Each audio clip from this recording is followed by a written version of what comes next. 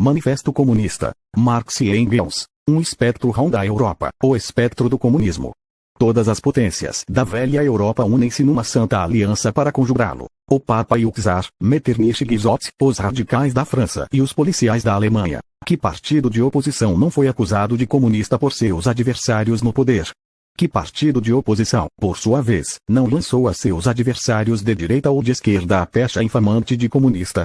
Duas conclusões decorrem desses fatos. Primeira, o comunismo já é reconhecido como força por todas as potências da Europa. Segunda, é tempo de os comunistas exporem, à face do mundo inteiro, seu modo de ver, seus fins e suas tendências, opondo um manifesto do próprio partido à lenda do espectro do comunismo. Com este fim, reuniram-se, em Londres, comunistas de várias nacionalidades e redigiram o manifesto seguinte, que será publicado em inglês, francês, alemão, italiano, flamengo e dinamarquês. Burgueses e proletários. A história de todas as sociedades que existiram até nossos dias tem sido a história das lutas de classes. Homem livre e escravo, patrício e plebeu, barão e servo, mestre de corporação e companheiro, numa palavra, opressores e oprimidos, em constante oposição, têm vivido numa guerra ininterrupta, ora franca, ora disfarçada. Uma guerra que terminou sempre, ou por uma transformação revolucionária, da sociedade inteira, ou pela destruição das duas classes em luta. Nas primeiras épocas históricas, verificamos, quase por toda parte, uma completa divisão da sociedade em classes distintas, uma escala graduada de condições sociais.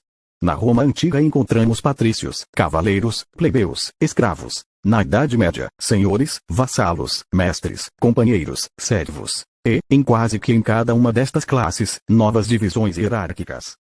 A sociedade burguesa moderna, que brotou das ruínas da sociedade feudal, não suplantou os velhos antagonismos de classe. Ela colocou no lugar novas classes, novas condições de opressão, novas formas de luta. Entretanto, a nossa época, a época da burguesia, caracteriza-se por ter simplificado os antagonismos de classe. A sociedade divide-se cada vez mais em dois vastos campos opostos, em duas grandes classes diametralmente opostas, a burguesia e o proletariado. Dos servos da Idade Média nasceram os burgueses livres das primeiras cidades. Desta população municipal, saíram os primeiros elementos da burguesia. A descoberta da América, a circunnavegação da África ofereceram à burguesia em ascenso um novo campo de ação.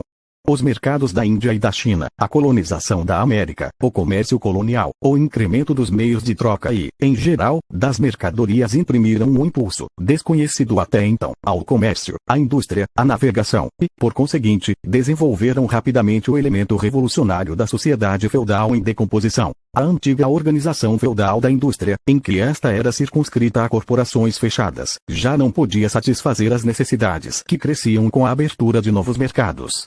A manufatura a substituiu.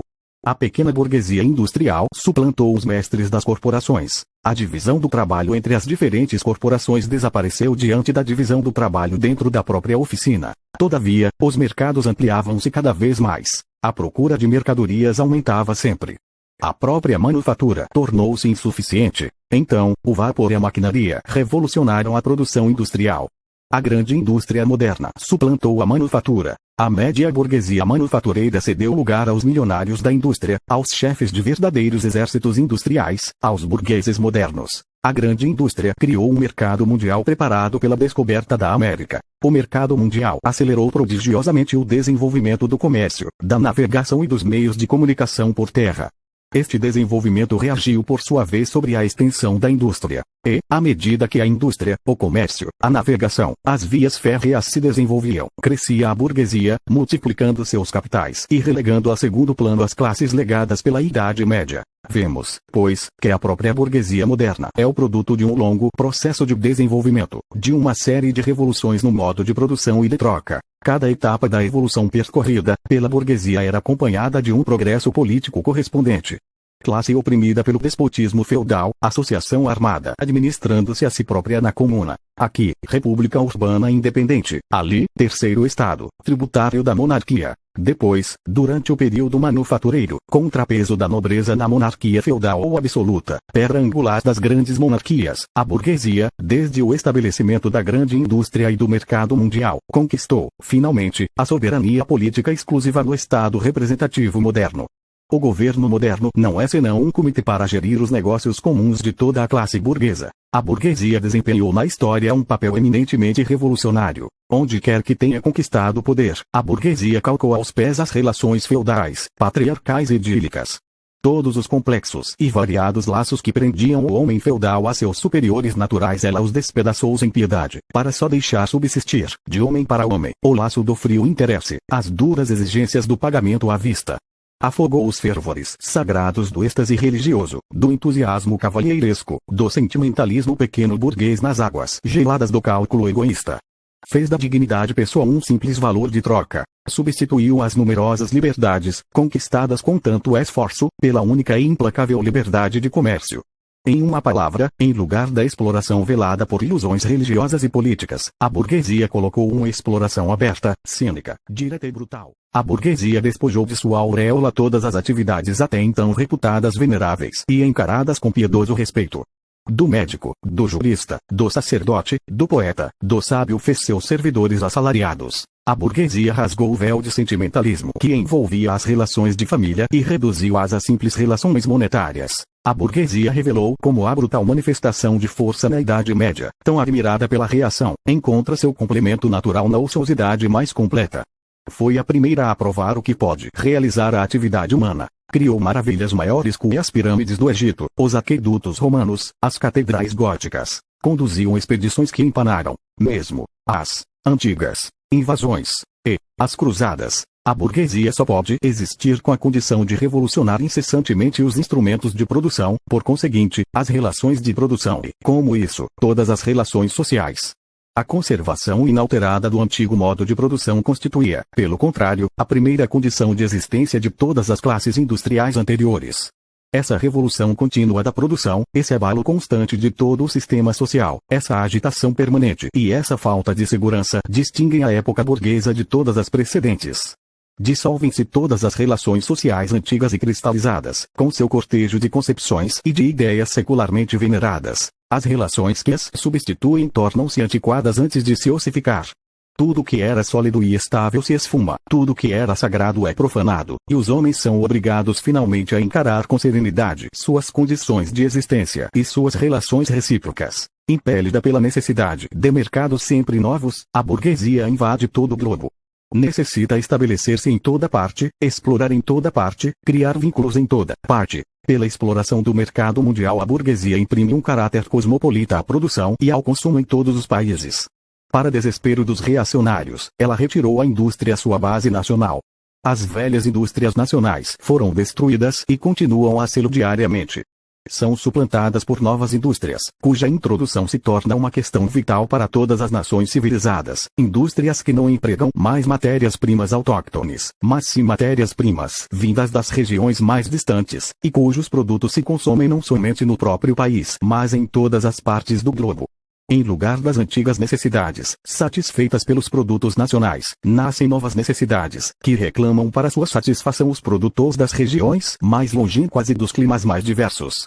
Em lugar do antigo isolamento de regiões e nações que se bastavam a si próprias, desenvolvem-se um intercâmbio universal, uma universal interdependência das nações. E isto se refere tanto à produção material como à produção intelectual. As criações intelectuais de uma nação tornam-se propriedade comum de todas.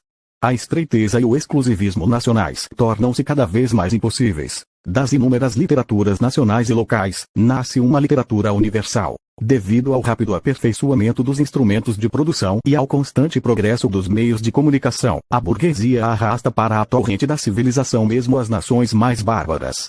Os baixos preços de seus produtos são a artilharia pesada que destrói todas as muralhas da China e obriga a capitularem os bárbaros mais tenazmente hostis aos estrangeiros. Sob pena de morte, ela obriga todas as nações a adotarem um modo burguês de produção, constrange-as a abraçar o que ela chama civilização, isto é, a se tornarem burguesas. Em uma palavra, cria um mundo à sua imagem e semelhança. A burguesia submeteu o campo à cidade. Criou grandes centros urbanos. Aumentou prodigiosamente a população das cidades em relação à dos campos e, com isso, arrancou uma grande parte da população do embrutecimento da vida rural.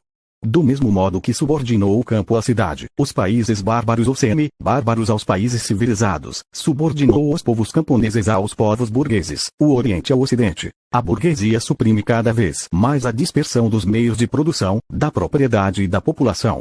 Aglomerou as populações, centralizou os meios de produção e concentrou a propriedade em poucas mãos.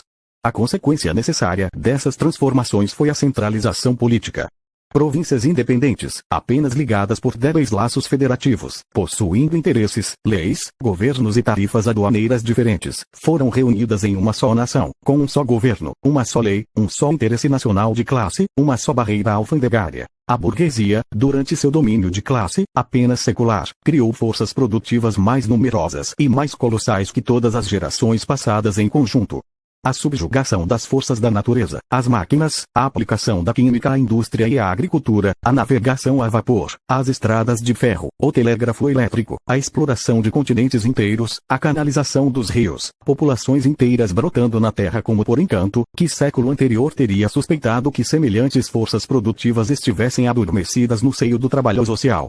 Vemos, pois, os meios de produção e de troca, sobre cuja base se ergue a burguesia, foram gerados no seio da sociedade feudal. Em um certo grau do desenvolvimento desses meios de produção e de troca, as condições em que a sociedade feudal produzia e trocava, a organização feudal da agricultura e da manufatura, em suma, o regime feudal de propriedade, deixaram de corresponder às forças produtivas em pleno desenvolvimento. Entravavam a produção em lugar de impulsioná-la. Transformaram-se em outras tantas cadeias que era preciso despedaçar. Foram despedaçadas. Em seu lugar, estabeleceu-se a livre concorrência, com uma organização social e política correspondente, com a supremacia econômica e política da classe burguesa.